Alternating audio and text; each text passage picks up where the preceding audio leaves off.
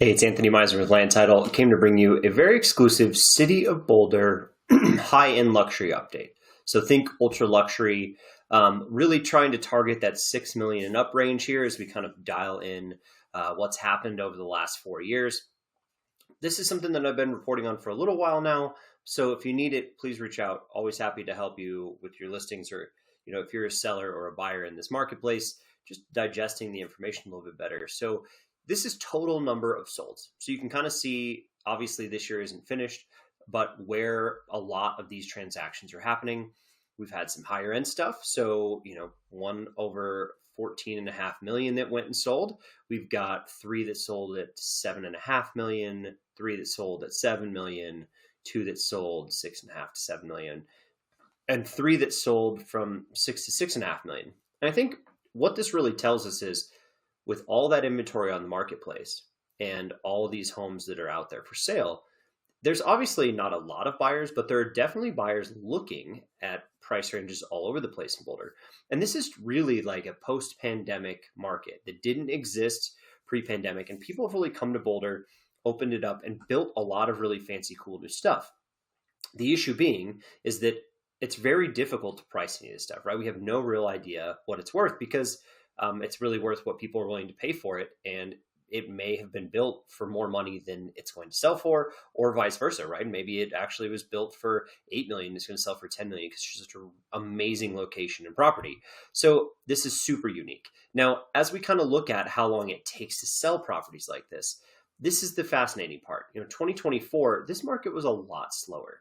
Now, I think the one big takeaway is obviously, to get your price, if you're 15 million, you're probably working extra hard. You're doing a lot of different things, extra marketing. It was like that $9 million house that sold in 24, or the $10 million house that sold in 24. It just is about if the buyer is even available for that product in that time frame.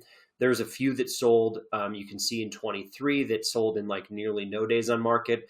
This is largely due to people putting it in the MLS as a sale after it even sold. So a lot of those may have just sold off market altogether. But I think the biggest takeaway is that the ones that are selling are coming in priced realistically, because most of them are under 50 days. If you look at those sales that took place in 2025, because there really are more luxury buyers in the city of Boulder than there were before. So if the price is right, if the property is great and it matches them, it's going to get sold. If not, it really is going to have to sit and wait until a buyer is available at an appropriate price point. The average price per square foot, I don't know how much this really helps you, but over the course of time, we really have seen it up $1,200 or more per square foot, right? Luxury is getting very expensive in the city of Boulder.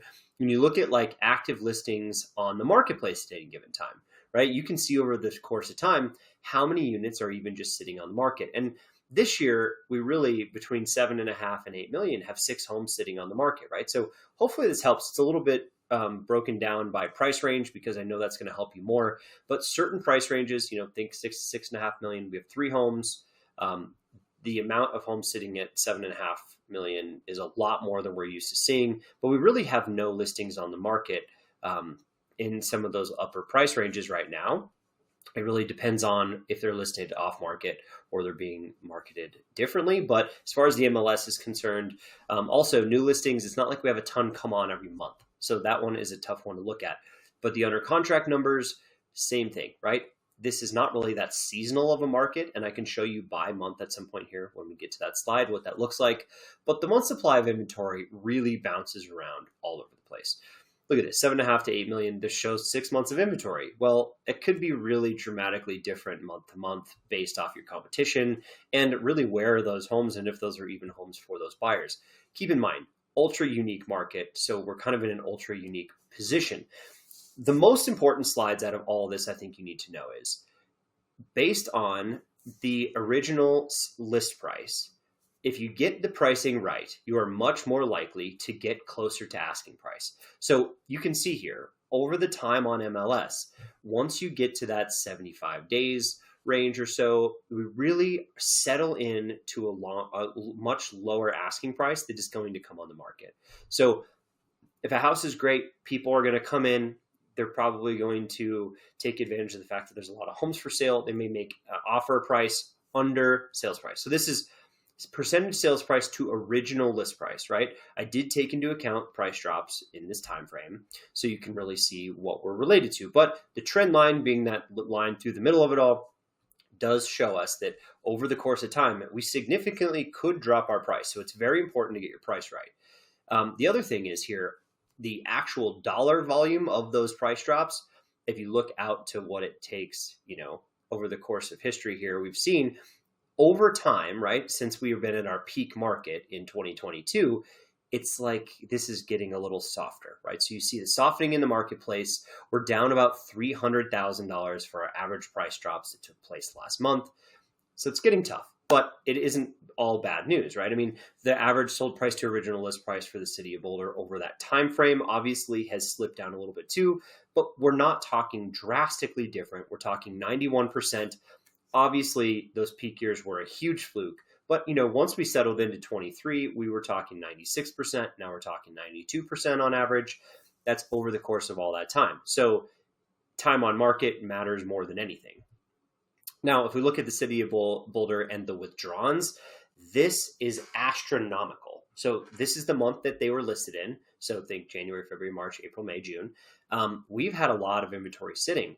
What this tells me right now is it tells me a lot of sellers are not realistic on price, but also that maybe the condition to warrant the value in that home isn't quite there on some of these, because we see a lot turning over, but the stuff getting sold is in peak perfect condition. So it's not about the month you're selling. It's just about that in 2025, so many expired listings. So obviously people decided to do other things with a lot of them. We started to see that happen last year, and we've really felt that those withdrawals coming on the market this year. So as withdrawn listings come on by price range, you can really see this. I just started tracking this because I've been getting so many questions on it. In 23, very little withdrawals. Then we get into 24. And where do we start to see them? Obviously at the lower price ranges, but some of those price ranges at the higher end, 7.5 to maybe 4.5 million, one here and one there. This year, much has been sitting. Many people are frustrated.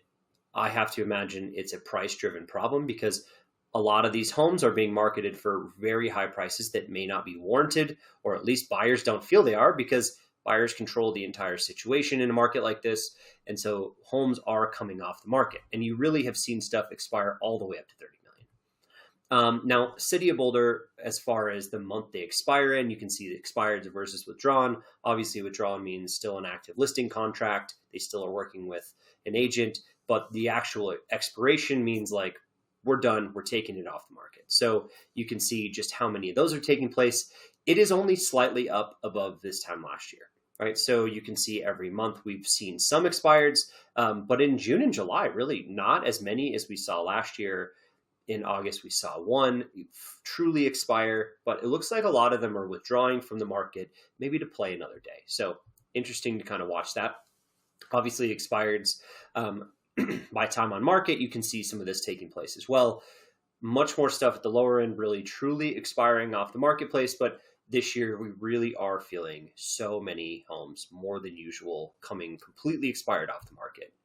Now, if you look at it by price range from 10 million and up, we really have only had a few things take place, but we did have a lot listed, right? We had 9 homes over 10 million on the market that are now expired. And a year ago, they were kind of all over the board. And some of these are actually duplicates, right? They came on the market in 24, then they came back on the market in 25, and here we are again seeing more expired listings. And it tells me that there probably is a buyer for that house at some price range, but we just don't know what that price point might be. So some of it might be overbuilt for the City of Boulder, but others of it may just be the fact that we haven't quite gotten that pricing right yet for a buyer and a seller to agree on a place.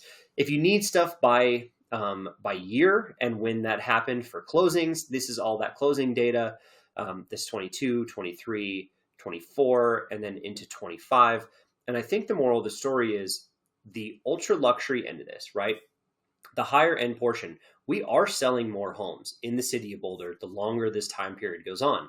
Now, it's kind of settled a little bit in the 2.5, and 3 million range, but we're also not completely done with the year. So we kind of compare this 2024 number to 2025.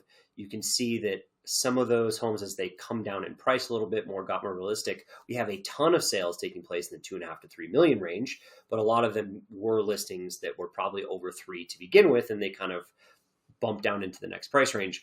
The fascinating part, though, is just how many of those ultra luxury, super high end deals are coming to Boulder and are being sold in the city. And it's just a market we've never had before. So hopefully this is helpful and useful information. Please reach out to me if you need anything. Always happy to help. Don't forget to like and subscribe to the YouTube channel. This is Anthony Meisner at Land Title. See you later.